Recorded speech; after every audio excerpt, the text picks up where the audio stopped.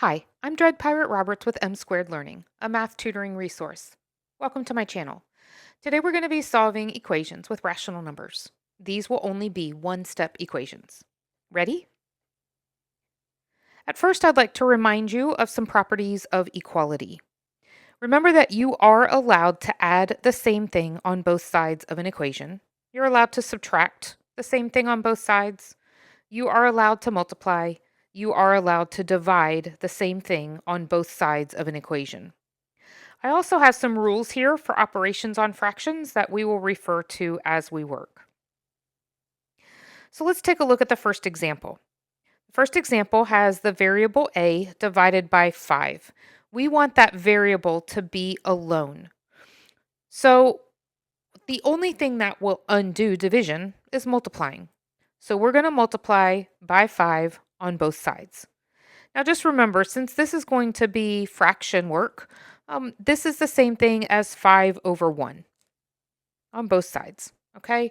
If that is helpful to you, use it. If it isn't, don't. No problem. All right, so we know that my 5s are going to cancel, and then the only thing I'm going to have left on the left side of the equal sign is a. On the right side of the equal sign, when we are multiplying fractions, and you can refer back to our little handy dandy post-it note, if we're going to be multiplying fractions, first check for canceling, and then you're going to multiply the tops and multiply the bottoms. When you see these two fractions, there is nothing to cancel. So we're just going to be multiplying -2/7 times 5 over 1. Since there's nothing to cancel, multiply the tops, multiply the bottoms.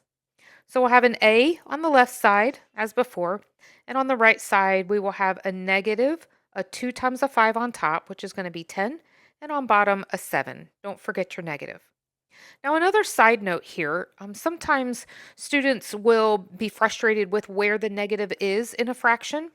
So let me just remind you that if I have the fraction a over b, all of these are going to be the same thing. A negative out front is going to be the exact same thing as a negative on top, and it's going to be the exact same thing as a negative on bottom. So that one negative can be on top, on bottom, or out front, and they all mean the exact same thing. All right, now let's move on to another example. In this case, my variable d is being added by 5/14. So we're going to undo addition by subtracting, and we will subtract 5/14 on both sides. Now on the left side, when I have a d plus 5/14 minus 5/14, the positive and negative 5/14 is going to zero each other out. So this is going to leave me with just a d on the left-hand side. On the right-hand side, I have 2/7 minus 5/14. Let's refer to our post-it note. For adding and subtracting, we need to make sure that we're using common denominators. The common denominator here is going to be 14. And so I am going to multiply my 2/7 by 2 over 2 so that on the bottom I will have a 14, and this is going to make my common denominator on the bottom.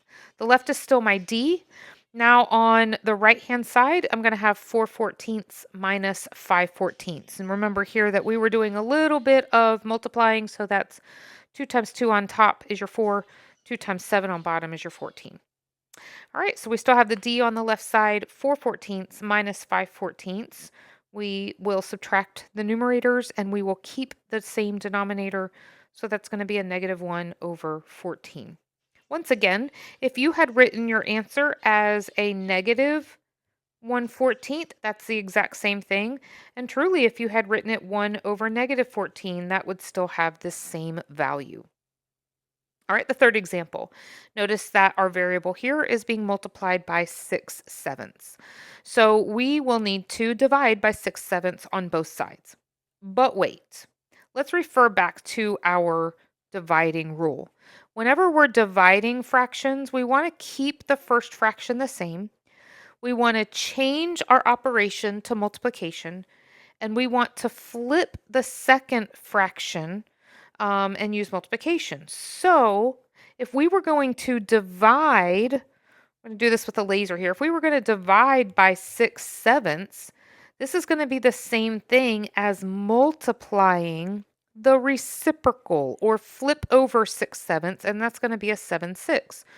So I'm going to multiply by 7/6 on both sides. Again, that's the same thing as dividing 6/7 on both sides. Now let's look for any canceling that we might have to do. Anytime we're multiplying fractions, we want to look to see if there's canceling. So we can cancel the sevens, we can cancel the sixes. That only leaves us with a 1 times our c, which is just going to be our c value. Over on the right-hand side, again, we're looking for some canceling, and we can reduce the 2 and the 6 by a 2. So reduce 2 by 2, and that's going to give us 1. And folks, this is done by division. So 2 divided by 2 is 1. And on the bottom, 6 divided by 2 is 3. So that on top, when we're multiplying our fractions, we have a 1 times 7, which is 7. And on bottom, we have a 3 times 3, which is 9. Don't forget about the negative that was there originally. A negative number times a positive number is always going to be negative. All right, let's look at 3 more examples, and each of these will go a little bit more quickly here. Each of these examples are going to involve rational numbers that are written in decimal form. So again, our variable of f is adding, so we need to do the opposite, and we're going to subtract on both sides by 8 and 21 hundredths, or 8.21. Now, I have a little scratch pad down here that I wanted to show this very quickly. So we have on the back, 1 minus 0 is 1. We need to borrow here. So 12 minus 6 is 6. Bring down your decimal point, and 7 minus 3 is 4. So 8.21, or 8 and 21 hundredths, minus 3 and 6 tenths is going to be 4 and 61 hundredths. But don't forget, notice that what I was doing there is I was pretending that the 8 was the positive number and the 3 number was the negative number, when in reality, it was the 8 number that was negative. So we need to remember that when the larger number is negative, then our final answer is also going to be negative. So we have an f is equal to negative 4 and 61 hundredths. All right, we'll be doing a little bit of, let's do some multiplication here. Our g is being multiplied, so we're going to divide on both sides by a negative 14 hundredths. Now, once again, I have a little sticky note down at the bottom, and I already have the work done. So you should go ahead, you should pause this video, and you should do your long division and see if you get the same thing I do. Check back in just a moment, and you can see your division compared to my division.